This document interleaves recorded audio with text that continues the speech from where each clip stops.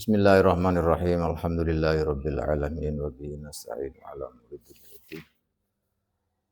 Wassalatu wassalamu ala sayyidina Muhammadin wa ala alihi wa sahbihi ajma'in. Subhanaka la ilma lana illa ma 'allamtana innaka antal alimul hakim wa tub 'alaina innaka antat tawwabur rahim. Subhanaka la ilma lana illa ma 'allamtana innaka antat tawwabur rahim. Wa tub 'alaina innaka antat tawwabur rahim. Rabbi shrah li sadri wa yassir li amri wahlul 'uqdatam min lisani yafqahu qawli. Amma ba'du faqala al-mu'allif rahimahullahu ta'ala wa nafa'ana bihi wa bi'ulumihi wa bi'ulumina fid dharain amin. Radhiyallahu ankum. Ila anqal la qalbu waraqihi bi'udin idza lam yanfasil alaihi. Kemarin kita sudah membahas tentang hal-hal yang diharamkan atau hal-hal yang tidak boleh dilakukan oleh orang yang tidak punya wudhu atau orang yang berhadas. Itu kemarin sudah dijelaskan panjang lebar. Ada beberapa hal yang tidak boleh dilakukan oleh orang-orang yang tidak punya wudhu. Itu istilahnya dalam fikih itu yahrumu bil hadas. Karena tidak punya wudhu, tidak suci, maka ada hal-hal yang tidak boleh dilakukan olehnya. Kemarin sampai pada membawa mushaf, hamlu mushaf wa makuti baridarsin Qur'anun. Nah, ini sekarang ada banyak masalah yang berkaitan dengan masalah ini, diantaranya kemarin disebutkan bahwa ketika ada mushaf kemudian kita membawanya, tetapi mushaf bukan sendirian, ada barang-barang lain misalkan di dalam tas atau di apalah pokoknya barang bawaan, itu tidak apa-apa kalau membawanya beserta barang-barang lain. Dan mushafnya itu tidak menjadi tujuan, meskipun dalam perinciannya masalah ini ada perbedaan pendapat antara Ibnu Hajar wa Romli. Kalau Ibnu Hajar itu yang disebutkan yang seperti di sini, yaitu membawa mushaf beserta dengan barang-barangnya, dan tidak bertujuan membawa mushaf, tujuannya yang membawa barang-barang itu. Jadi mushafnya tabe' itu tidak apa-apa boleh. Tapi kalau menurut Imam Romli, walaupun tidak tujuan masul haml, yang penting membawa barang-barang itu yang di dalamnya ada mushafnya. Tidak ada tujuan membawa ini, walaupun tidak dituju membawa mushaf itu, yang penting membawa barang-barang itu yang di dalamnya tidak hanya mushaf, tapi ada barang-barang lain, maka meskipun tidak bertujuan, tidak ada qasad ghairil mushaf, itu juga tidak apa-apa. Ini hanya perbedaan kecil, tapi yang jelas kalau berduanya itu bersepakat bahwa ketika membawa mushaf beserta dengan barang-barang lain, maka itu tidak apa-apa. Ini sepakat tidak apa-apa, hanya perbedaannya apakah maksud bil hamli, ghair maksud bil hamli. Ada tujuan membawa mushaf bersama barang-barangnya atau tidak ada tujuan membawa mushaf. Ini hanya perbedaan itu. Tapi keduanya bersepakat bahwa membawa mushaf beserta barang-barang lain, kalau tidak ada tujuan apa-apa, artinya membawa barangnya, maka keduanya bersepakat tidak masalah, boleh-boleh saja. Kemarin sudah dijelaskan. Nah sekarang kalau juga termasuk ada kotak atau apa ya, kotak khusus Quran misalnya, atau tempat yang dikhususkan untuk diletakkan Quran dan Quran ada di dalamnya, maka kita tidak boleh juga menyentuh, apa namanya, itu tadi kotaknya yang di dalamnya ada mushafnya. Kalau memang kotak itu khusus untuk mushaf. Nah sekarang la qalbu warokihi, tidak haram, tidak atau tidak apa-apa, apa malik kertase warokoe mushaf bi'udin kelawan kayu di dalam yang fasil ing dalam ari kalannya ora pisah apa warok alaihi ngatasé ud. Juga tidak apa-apa kalau tadi sama barang-barang lain tidak apa-apa, sekarang juga tidak apa-apa pula atau boleh membalik kertasnya mushaf dengan kayu. Kalau memang kertasnya itu tidak lam yang fasil, tidak berpisah dengan ud. Nah, ini dijelaskan oleh Imam Syarqawi dalam Hasyiatul Manhaj, Hasyiah al Manhaj. Itu ada dua kemungkinan. Jadi ada kalanya membalikkan kertas mushaf itu ada kalanya ditekan dengan kayu itu kemudian dibalik. Ditekan dengan kayu kemudian dibalik sehingga terpisah. Atau kayunya berdiri begini kemudian baru begini. Nah, ini yang kemarin dijelaskan begini. Nah, ini juga tidak apa-apa. Ini menurut Imam Syarqawi dalam Hasyiatul Manhaj. Ini ada.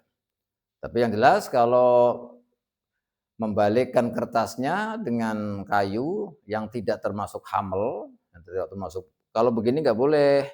Misalnya ini kayu nih, terus diginiin. Nah begini, ada di antara dua ini nggak boleh. Ini juga dijelaskan oleh Imam Syarqawi dalam hasyiahnya. Yang jelas yang boleh tadi ditekan begini, terus ini atau di begini. Nah, tidak termasuk hamil, maka tidak apa-apa. Itu maksudnya. La qalbu warokihi bi'udin idalam yang fasil alaihi. Wala ma'a tafsirin. Dan juga tidak apa-apa, boleh memegang mushaf beserta tafsirnya. Zada kang luwei nambahi apa tafsir, walau ihtimalan senajan hanya ada kemungkinan walaupun memper. Jadi artinya kalau misalkan mushaf itu ada tafsirnya. Habisin tafsir itu biar apa? Tafsir yang Uya itu. Jadi tafsir, kalau tafsirannya itu lebih banyak, maka tidak apa-apa. Jadi kan ada Quran dengan tafsirnya, itu tidak apa-apa. Walaupun itu hanya ihtimal atau maskuk. Nah, apakah lebih banyak, apakah tidak, misalnya. Ya. Kalau maskuk, apakah ini lebih banyak, apakah tidak? Ini menurut Ibnu Hajar. Menurut Ibnu Hajar ini tidak boleh. Nah, apakah ini lebih sedikit tafsirnya atau lebih banyak, maka tidak boleh. Nah, tapi kalau beda dengan yang dijelaskan oleh Ibnu Hajar dalam Tuhfah tentang masalah harir, sutra, tentang masalah sutra. Tapi udah nanti ada pembahasan sendiri dalam masalah sutra ini. Nah, tapi yang jelas tafsir, kalau tafsirnya lebih, walaupun kelebihan itu hanya ihtimal. Artinya ihtimal itu ya kemungkinan lebih lah, kemungkinan lebih. Maka itu juga tidak apa-apa atau boleh. Nah, tapi kalau tafsirnya lebih sedikit atau tafsirnya itu sama dengan mushafnya, dengan Qur'annya, atau maskuk atau diragukan apakah lebih banyak, apakah lebih sedikit, maka ini tidak boleh. Oleh karena itu dijelaskan oleh oleh ini Syekh Abdul Aziz Al-Maribari ini seperti dijelaskan bahwa seperti yang dijelaskan oleh beberapa ulama, yaitu ada cerita atau pernah seorang alim di Mesir yang bernama Jamalur Romli, yang kita ma'ruf lah, kita kenal kalau kita belajar mazhab Syafi'i ya masih tahu Imam Romli itu pernah ditanya ya, ini dijelaskan dalam Hasyiatul Qurdi. Ini ada di Hasyiatul Qurdi. Jadi termasuk dari fatwanya Imam Jamal Romli ketika ditanya bagaimana tentang tafsir Jalalain.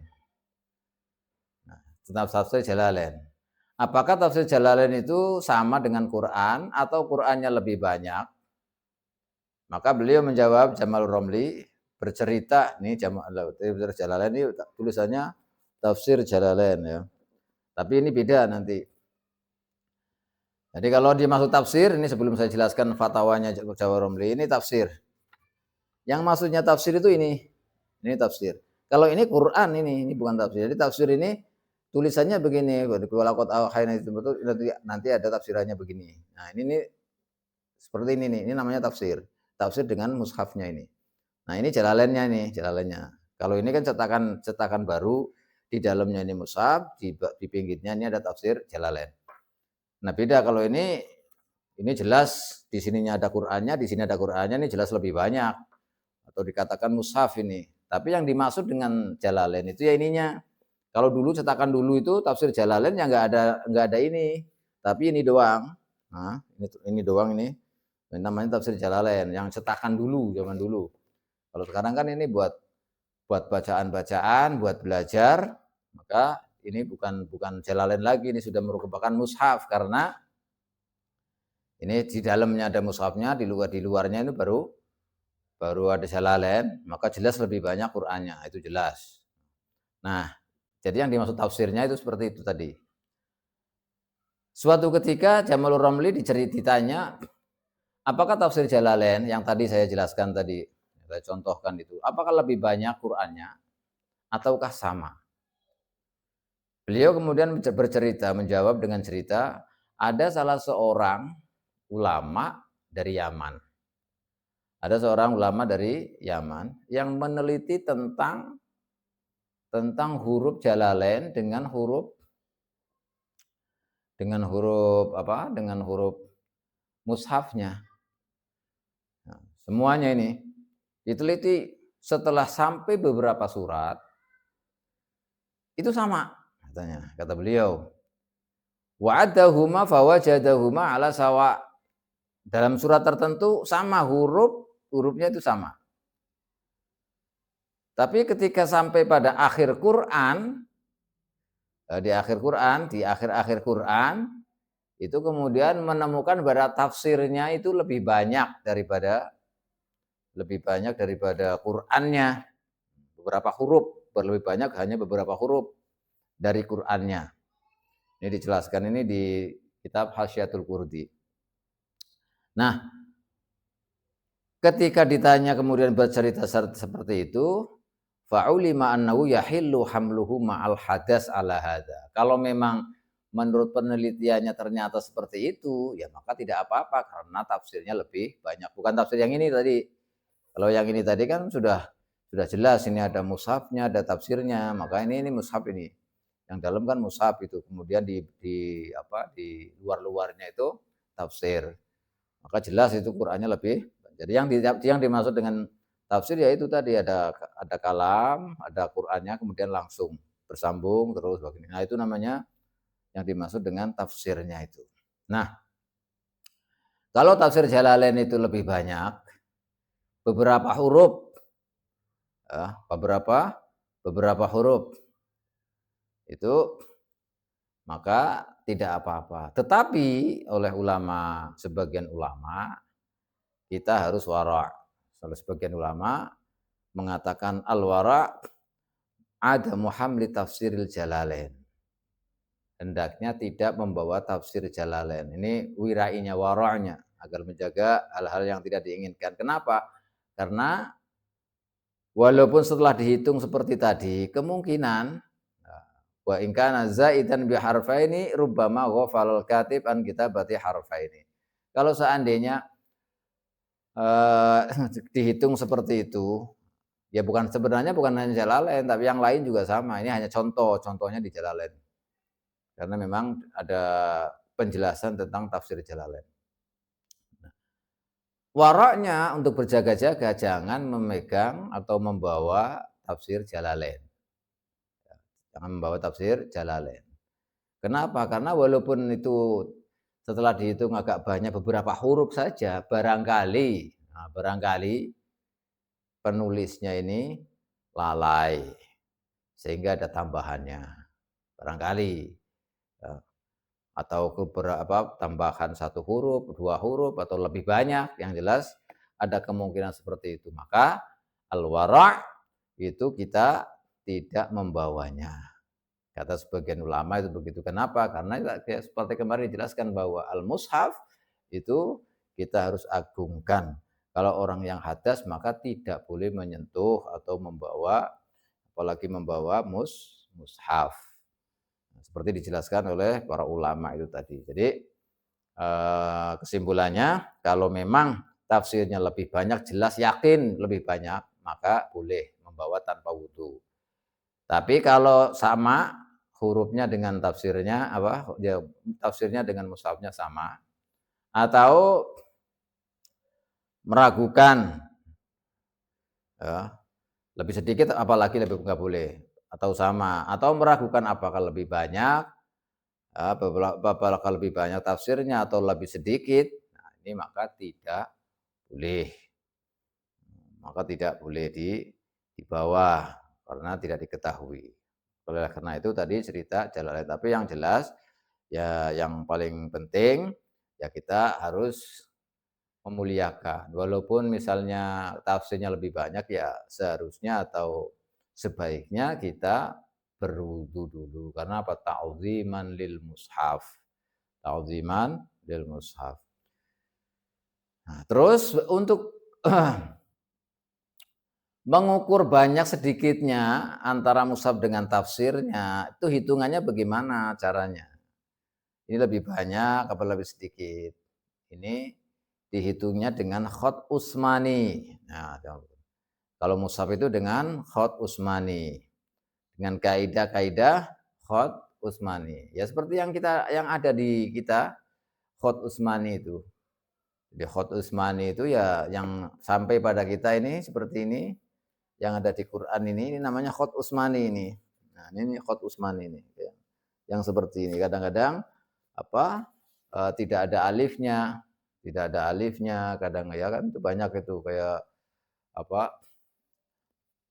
ayat itu kadang-kadang ada tidak ada ditulisnya tidak ada alifnya, walaupun itu aslinya ada madnya, ada alifnya, tetapi tulisannya tidak ada alifnya. Itu pokoknya khot usmani.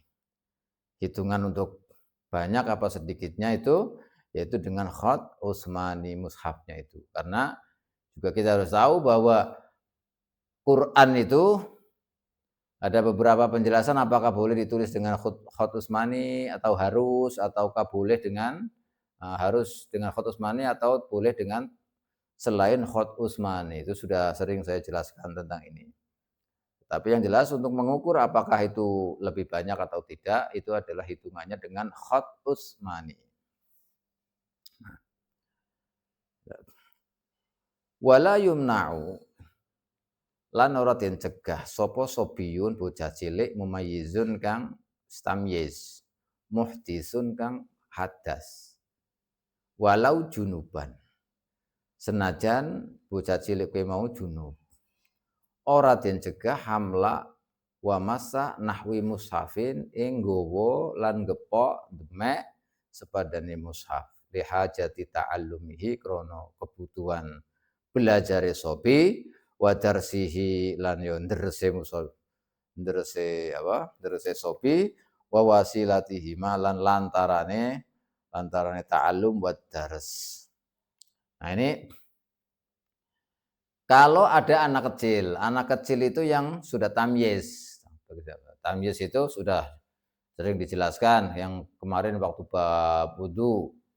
Jadi orang yang atau anak yang bisa melakukan kebutuhannya sendiri, minum sendiri, cebok sendiri, ya apa semuanya itu saya katakan tamyiz. Istilahnya sudah bisa melakukan apa saja dengan sendirinya, juga bisa membedakan yang mana itu sudah tahu, sudah bisa, maka itu tamyiz. Nah, ini ada anak kecil itu sudah tamyiz. Dan dia tidak punya wudu. Nah, tidak punya wudu. Atau bahkan dia itu junub. Bahkan dia itu junub. Nah, anak kecil kok junub gimana sih? Ya artinya junub misalnya itu khalu hasyafatihi biduni inzal misalnya. Itu kan idal taqa al khitanan faqad wajabal al ghuslu misalnya anak kecil, maka itu kan berarti dia junub. Dalam keadaan meskipun junub seperti itu, maka anak kecil itu tidak dilarang atau diperbolehkan, berarti tidak dilarang membawa atau menyentuh seperti mushaf, karena untuk keperluan dia untuk belajar, untuk dares, untuk mutolaah dan apa perantara lainnya, pokoknya yang berhubungan dengan belajarnya dia, maka tidak apa-apa. Karena dia hakikatnya anak kecil itu belum terkena taklif istilahnya. Belum terkena taklif. Makanya untuk bisa supaya dia bisa belajar, bisa apa, nggak harus wudu. Kalau seandainya ingin membawa mushaf atau menyentuh mushaf tidak punya wudu pun tidak apa-apa. Yang penting mumayyiz ya. Kalau ghair mumayyiz tidak boleh. Kalau ghair mumayyiz tidak boleh. Kalau mumayyiz itu boleh menyentuhnya. Tahu yang berhubungan dengan mushaf, kalau anak kecil itu yang tamyiz itu mau belajar atau mau apalah pokoknya itu boleh menyentuh atau membawa. Dijelaskan oleh muallif ini bahwa ketika anak kecil ingin belajar, kalau untuk belajar jelas, kalau untuk murojaah jelas, tapi wasilatihima, hal-hal yang sebagai perantaranya, perantara belajarnya itu apa? Dicontohkan kahamlihi koyo nggowo mushaf digawa lil maktabi maring maktab, maring meja misalnya, atau ke kemanalah ke tempat untuk menaruh, wal ityani nakani bihi kelawan nahwi mushaf, nakani teko apa datang membawa mushaf lil muallimi maring wong sing ngajar, sing tujuane liya alimahu supaya mulangi sapa muallim ing sobi minggu saking mushaf, mengambilkan mushafnya atau mushafnya ditaruh kemana di mejanya misalnya, maka nggak apa-apa anak kecil yang sudah tamyiz yang ingin belajar dan hal-hal yang berhubungan dengan untuk belajar mau ditaruh kemana atau diantar ke gurunya siapa misalnya, ini tidak apa-apa karena itu tadi bahwa anak kecil itu belum kena taklif, nah, belum ada khitab taklifnya itu, karena tahap pembelajaran maka tidak apa-apa. Tapi walaupun demikian, ini kan artinya ulama fikih menjelaskan tidak apa-apa. Artinya tidak apa-apa itu ya sebaiknya kalau dia punya wudu ya seharusnya wudu. Tapi kan memang anak kecil itu kan susah, anak kecil itu susah. Artinya tidak bisa seperti orang besar yang sudah tahu. Kalau anak kecil kan ya semaunya sendiri kadang. Nah, tapi yang penting bisa mau belajar gitu aja sudah cukup. Gitu. Jadi mau belajar aja membawa mushaf tanpa punya wudu juga tidak apa-apa. Ini kalau mumayyiz, anak kecil yang mumayyiz. Wa yahrumu lan haram. Apa tamkinu ghair mumayyiz ini barusan saya jelaskan tadi. Ngongangaken sakliyane bocah cilik sing tamyiz. Ngongangaken min nahwi mushafin saking sepadane mushaf walau ba'du ayatin walaupun sebagian ayat. Nah, ini tadi kan anak kecil yang tamyiz. Nah, sekarang anak kecil yang belum tamyiz, ghair mumayyiz, maka tidak boleh orang tua atau siapapun memberi kesempatan. Nah, misalnya tamkin itu artinya memperbolehkan atau menyempatkan atau memberi kesempatan kepada anak-anak yang ghair mumayyiz, yang belum tamyiz, untuk memegang atau membawa seperti mushaf. Mushaf itu enggak boleh. Walaupun itu ada sebagian ayat. Yang sebagian ayat yang kemarin dijelaskan, walau ba'du ayatin kalau kutiba lidarsin, ya kan? Itu tidak boleh. Jadi kalau orang tua atau siapapun yang anak kecil yang belum tamyiz, kalau nyentuh Quran atau membawa Quran, jangan dibolehin. Jangan dibolehin, jangan diberi kesempatan. Makanya Quran harus ditaruh di tempat yang tinggi supaya tidak terjangkau oleh anak-anak yang belum tamyiz. Ini harus diperhatikan. Wa kitabatuhu, lan haram nulis mushaf bil ajamiyati kelawan bahasa ajam, bahasa selain Quran. Nah ini bahasa selain bukan pakai bahasa Arab, jangankan pakai bahasa selain Arab. Pakai bahasa Arab saja dan khotnya bukan khot Utsmani, itu kan ada perbedaan pendapat di antara ulama, di antara fuqaha. Bahasa Arab itu suatu keharusan ditulis dengan pakai bahasa Arab, kemudian khot Utsmani apakah harus atau tidak harus? Lah ini ada perbedaan pendapat. Ada yang mengatakan wajib harus menggunakan khot Utsmani, ada yang mengatakan tidak wajib, dan lain-lain, ada tiga pendapat. Nah, ketika Quran ditulis dengan Quran ditulis dengan bahasa selain bahasa Arab atau bahasa ajam, maka Imam Ibnu Hajar pernah ditanya soal ini. Beliau pernah ditanya, hal yahrumu kitabatul Qur'anil Karim bila ajamiyah ka qiraatihi. Beliau ditanya apakah haram menulis Al-Qur'anul Karim dengan bahasa ajam, bahasa selain Quran, selain bahasa Arab, sebagaimana membacanya. Jadi membacanya ala ajam, bukan membacanya bahasa Arab. Maka beliau menjawab, qadiyatu ma fil majmu', apa yang dicetuskan oleh Imam Nawawi dalam kitab Majmu' dari Ashabus Syafi'i adalah at-tahrim, haram. Kenapa haram? Beliau menjelaskan, li'annahu qala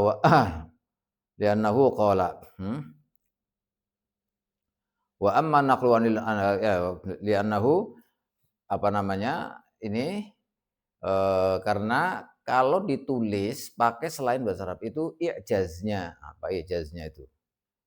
Apa i'jaznya? Jadi letak kemu'jizatannya Al-Quran itu tidak ada, padahal Al-Quran itu adalah mukjizat. Kalau ditulis dengan bahasa selain Arab, maka hilang. Kan Al-Quran ditulis dengan bahasa Arab. Bahasa Arab itu mengandung arti yang luas sekali. Arti yang luas sekali. Harus di dalamnya ada balagha, ada ma'ani, ada bayan, kan? Ada muhasinatul lafdhiyah, ada muhasinatul, dan seterusnya, banyak sekali. Ini karena i'jaz. Tapi kalau ditulis dengan selain Arab, maka tidak ada unsur itu, unsur i'jaznya itu. Ya kayak enggak ada bedanya dengan kalam yang lain. Nah, ini yang menjadikan bahwa Quran ditulis dengan bahasa biasa, bahasa selain Arab itu tidak boleh. Tapi juga kemudian dijelaskan bahwa dahulu zaman Salman Al-Farisi radhiyallahu taala anhu, kan pernah ini ada di dalam cerita waktu Sayyidina Salman pulang ke Persia. Itu beliau Salman Farisi pernah menjelaskan ada suatu kaum dari Furs dari Persia.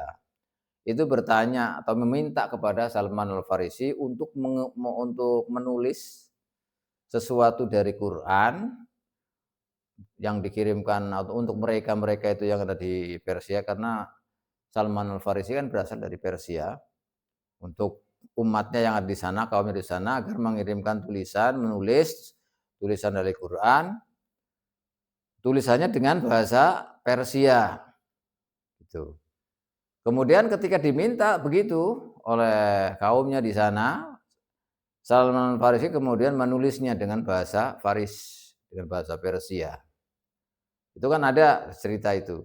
Nah, Imam Ibnu Hajar ketika ditanya soal itu, kata beliau, ya, Ashabus Syafi'i menjawab bahwa yang ditulis oleh Sayyidina Salman Al-Farisi itu ada yang tulis bukan kalimat Al-Qur'annya tetapi tafsirul Fatihah.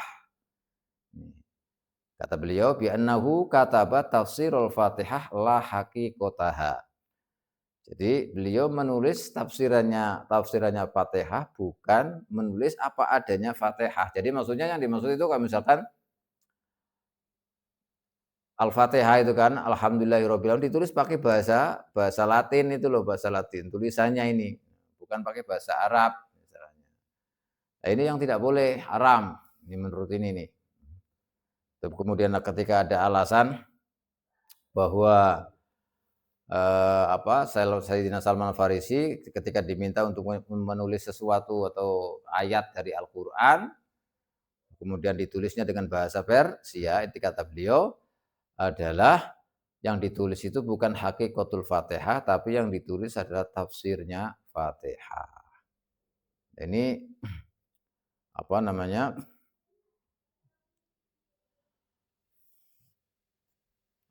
Yang menjadi jawaban atau tendensi daripada Imam Ibnu Hajar. Ini harus makanya kita, dan itu nanti kalau pengaruhnya banyak, bukan hanya menghilangkan i'jaz ya, kalau meninggalkan sisi kemukjizatannya. Bukan hanya itu, tapi pengaruhnya nanti kalau memang dia mau belajar sih nggak apa-apa. Tapi kalau memang seandainya orang itu sekarang malas-malasan, nggak mau belajar bahasa Arab, nggak mau belajar membaca Arab, atau nggak mau ngaji baca Al-Quran. Lah ini kan nanti akhirnya bersandar pada tulisannya itu. Akhirnya bacanya ngawur, sudah bacanya nggak bener, awut-awutan lah istilahnya. Yang mestinya dibaca ikhlas, tajwidnya sudah nggak ada, ya, mat-matnya nggak ada, apanya nggak ada. Akhirnya apa yang nggak ada mukjizatnya ini. Nah ini kan berbahaya kalau gitu, akhirnya bacanya itu asal-asalan. Bacanya asal-asalan, padahal Al-Quran itu tidak boleh seperti itu. Nah ini harus diperhatikan. Wa wad'u nahwi dirhamin. Lan nyeleaken haram juga nyeleaken sepadine dirham, duit. Nah, jadi kalau misalnya kita punya duit, terus kemudian duit itu ditaruh di mana? Fi maktubi, ing dalam perkara kang ditulis mushaf. Jadi di situ ada tulisan, misalkan ada kertas tulisannya Al-Qur'an, terus di situ buat nyimpen duit misalnya, ditaruh di situ ada duitnya. Ini enggak boleh. Nah, itu enggak boleh, haram kalau dalam ini. Wa ilmin syar'iyyin, dan juga menaruh duit di sesuatu yang ditulis atau kitab yang tulisan di situ adalah merupakan ilmu syariat, fikih, tafsir, hadis dan lain-lain lah pokoknya. Nah itu kita nyimpan duitnya di dalam situ, itu juga nggak boleh, haram. Kenapa? Karena yaitu termasuk istihza, bukan untuk menyimpan duit, duit tidak boleh disimpan di hal-hal yang harus diagungkan. Ini tidak boleh, harus diperhatikan. Masya Allah, Masya Allah.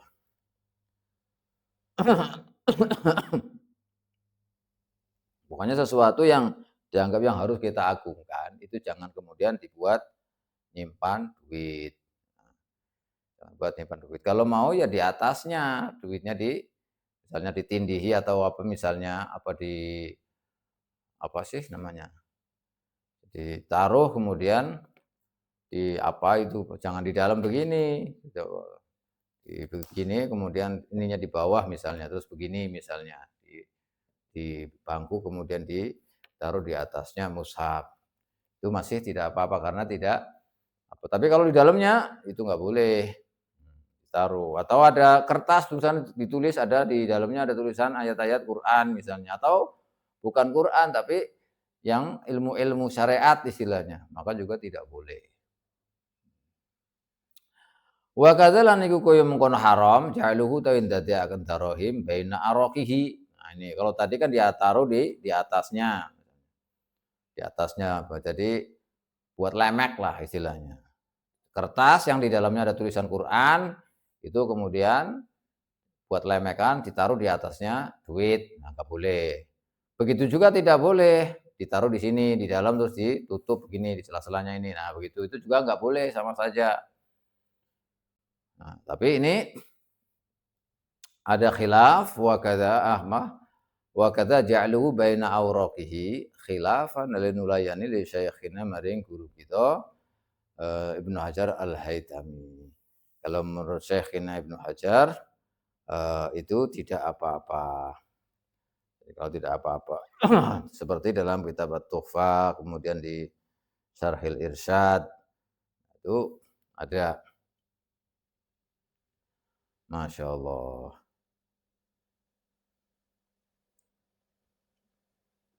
Itu ada beliau mengatakan dalam dalam Tuhfah itu dalam Syarhul Irsyad itu waja'alun nahwi dirhamin fi waraqin kutiba fiha mu'azzam. Itu tidak apa-apa. Atau dalam Tuhfah itu wawat nahwi dirhamin fi maktubihi waja'luhu wiqayatan walau lima fihi Al-Qur'an. Untuk menjaga supaya tidak ada tuyul dan lain-lain misalnya. Di situ supaya tidak diambil orang siapapun ditaruh ditutup, menurut beliau nggak apa-apa. Tapi yang al-mu'tamad itu tidak boleh karena sesuatu yang harus diagungkan itu jangan dicampur dengan atau jangan menjadi simpanan daripada duit-duit itu. Meskipun ada yang memperbolehkan. Karena ini madarnya atau seputar pembahasan ini adalah unsur utamanya adalah ta'zim. Jangan sampai yang harusnya kita ta'zimkan malah jadi objek tidak ada istilah ada unsur ta'zim. Jangan. Wa tamzikuhu lan nyobek-nyobek juga nggak boleh nyobek mushaf, nggak boleh disobek, itu nggak boleh. Masya Allah. Abasan kelawan dulanan nggak serius, maksudnya nggak ada tujuan apa-apa, kemudian menyobek nggak ada tujuan pokoknya. Itu abasan. Jadi nggak ada tujuan apa-apa, kemudian menyobek daripada mushaf ini juga tidak boleh haram. Tapi kalau misalnya ini bukan disobek ya, kalau sobek kan berarti penghinaan itu, maka nggak boleh, itu lebih parah lagi. Tapi kalau misalnya ada tulisan kertas yang di dalamnya itu ada tulisan Qur'annya atau apa untuk menjaganya kita nggak bisa menjaga misalnya susah, maka dibakar nggak apa-apa, dibakar supaya lebur. Kalau dulu itu dibusak. Kalau dulu itu dikasih air supaya hilang tulisannya kalau dahulu. Nah kalau sekarang nggak bisa, tulisannya kan pakai print-printan ibaratnya seperti itu, maka tidak bisa dihapus. Nah, kalau dulu kan dihapus pakai air bisa. Kalau sekarang nggak bisa, makanya gimana kalau kita tidak bisa menjaga, ya lebih baik dibakar. Tulisannya sudah tidak ada. Wabal umma kutiba, dan haram juga ngelek atau nguntal perkara kutiba kang ditulis apa mushaf alai ngatese ma. Juga kalau ada sesuatu yang ditulis Quran kemudian ditelan, nah itu juga nggak boleh. Nggak boleh. Karena ini nantinya Qur'annya kan bertemu dengan najis di dalam itu, makanya nggak boleh ini hati-hati. Jadi menelan tulisan yang di dalamnya ada tulisan Quran ini jangan ditelan karena nanti kan itu bertemu dengan kotoran di dalam itu. Ini harus diperhatikan. La syurbu mahwihi. ora haram ngombe leburane mushaf. Nah, ini ada. Jadi kalau misalnya Quran ditulis di piring misalnya atau di kaca, misalnya atau pokoknya gitulah di wadah apa, pada gelas atau apa ya di situ. Pada apa itu kemudian ditulis Quran. Itu kan nanti kalau dikasih air kan lebur tuh itunya. Apa? Hilang tulisannya. Seiring dengan air itu, nanti akan campur dengan air. Maka airnya itu diminum, itu enggak apa-apa. Tidak haram. Boleh. Jadi tidak haram ini. Bahkan menurut Imam Khatib Syarbini juga tidak makruh. Bukan hanya tidak haram, tidak makruh juga. Apalagi untuk berobat atau untuk tambah lah ya, untuk obat. Jadi kan kadang ada itu, ada ditulis apa ya apa, kemudian dikasih air supaya lebur itu. Kemudian airnya diminumkan sebagai obat untuk dijadikan obat misalnya. Ini ada memang, ada. Tapi ini juga ada perbedaan pendapat. Karena Imam Izzuddin bin Abdissalam tidak memperbolehkan hal itu. Tapi mayoritas mazhab kita Syafi'i itu boleh. Seandainya misalnya piring ditulis ayat apa, terus kemudian dilebur, kemudian diminum untuk obat, ini boleh. Tapi kalau menurut Imam Izzuddin bin Abdissalam nggak boleh, haram tetap. Karena itu termasuk bagian daripada Quran, maka tidak boleh. Tapi mayoritas jumhur Syafi'iyah itu boleh, karena sudah tidak berubah Quran lagi. Airnya diminum untuk dijadikan obat. Ini nggak apa-apa. Wa maddu rijli lan haram apa ndilojoraken sikil lil mushafiri maring mushaf. Malam yakun selagine ing dalem selagine ora ana apa mushaf ora niku ala murtafi'in ing atase nggon kang dhuwur. Nah ini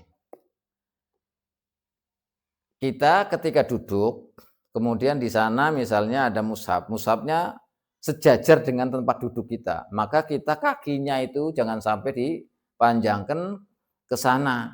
Nah, itu namanya dipanjangkan, ya apa ditekuk lah istilahnya kakinya. Kalau memang di depan kita ada mushaf. Tapi itu kalau mushafnya sejajar dengan kalau mushafnya di atas ya nggak apa-apa. Maksudnya kalau misalnya kita duduk di sini, mushafnya di sini nih, maka kemudian kita delojor kakinya misalnya, menghadap ke mushaf misalnya, itu nggak apa-apa. Tapi kalau posisinya mushaf itu sama dengan kita, misalnya, maka kita tidak boleh kaki kita dikucurkan ke mushaf itu tadi, nggak boleh. Dibujurkan ke mushaf tidak boleh, haram hukumnya. Kenapa? Karena ini berarti tidak menghargai, tidak menghormati adanya mushaf, tidak ta'zim kepada mushaf, maka tidak boleh. Nah ini, karena ini penting, ini kan kadang-kadang kita nggak tahu. Maka kalau misalkan kita di pengimaman misalnya, imam biasanya apa, bacaannya itu lupa-lupa terus misalnya. Kemudian di depannya itu ditulis Quran misalnya. Agar ketika imam menjadi imam itu baca tulisan yang ada di depannya misalnya. Kan? Itu bagaimana? Ya tidak apa-apa. Jangankan seperti itu, sholat dengan membawa mushaf aja. Membaca Qur'annya itu dengan dibawa mushafnya itu tidak apa-apa. Yang penting tidak harokah katsirah, tidak menimbulkan gerakan yang banyak. Tetapi tadi kalau misalkan imam yang seperti itu, maka tulisannya harus dikeatasin, jangan di bawah. Harus dikeatasin, paling tidak ya dengan kitanya itu lebih atas. Tapi kan nanti bagaimana sholatnya kok ke atas gitu? Kan susah ini. Makanya lebih baik kalau seperti itu, mending bawa apa namanya, bawa mushaf saja. Itu lebih gampang dan lebih enak daripada ini. Nah, inilah yang kemudian kita ini harus mengetahui tentang ini karena mushaf itu harus ditakzimkan kita ini. Harus ditakzimkan, harus harus diagungkan Quran ini, tidak boleh sembarangan. Jadi kalau ada Quran apa, ya kita harus bagaimana caranya mengagungkan Quran. Jangan sampai Quran di bawah, kemudian kaki kita itu dibujurkan ke mushaf. Itu tidak boleh, kecuali mushafnya ada di atas. Makanya kalau misalnya ada imam yang tidak hafal surat, kemudian kita mau nulis ini, ya tempatnya agak di ini, tapi kita harus jangan, nggak boleh sembarangan, kaki kita apanya kita duduk apa itu jangan sembarangan, apalagi nanti kayak seperti ini, kalau kita menghadap ke sana, ya, ini mushafnya ada di geger kita ini, ada di belakang kita seperti ini, kayak nggak mengindahkan sama sekali, itu kan nggak baik itu. Kayak hal-hal yang seperti itu harus dihindari. Karena semua yang berkaitan dengan mushaf kita harus mengagungkan, tidak boleh sembarangan. Ini harus diperhatikan. Lebih baik kalau memang misalnya nggak hafal, ya bawa saja ininya, terus disediakan meja atau apa di situ, sehingga ketika mau pas berdiri baca kemudian di situ nanti ditaruh, kalau mau ruko, mau sujud ditaruh, nanti waktu berdiri ambil lagi, bisa itu boleh gitu. Yang penting jangan pergerakan yang banyak yang sehingga membatalkan sholat. Ini harus diperhatikan karena ini penting, penting kadang-kadang kita nggak perhatian dengan hal-hal seperti ini. Nah, demikian, insya Allah sampai di sini, insya Allah nanti kita lanjutkan kembali pada pembahasan tentang kita berdiri bagaimana. Kita berdiri ketika ada orang yang mulia datang, orang yang alim datang, kita bagaimana sikap kita, kita harus bagaimana menghadapinya apa? Menyambutnya dengan bagaimana. Nah, ini nanti insya Allah akan dijelaskan pada kesempatan yang akan datang insya Allah biiznillah ta'ala. Demikian, moga-moga bisa dipaham dan bermanfaat. Amin ya rabbal alamin. Mudah-mudahan kita difutuh oleh Allah Subhanahu wa taala. Amin ya rabbal alamin. Demikian, wassallallahu ala sayyidina Muhammadin wa ala alihi washabihi. Rabbil alamin wallahu a'lam bissawab.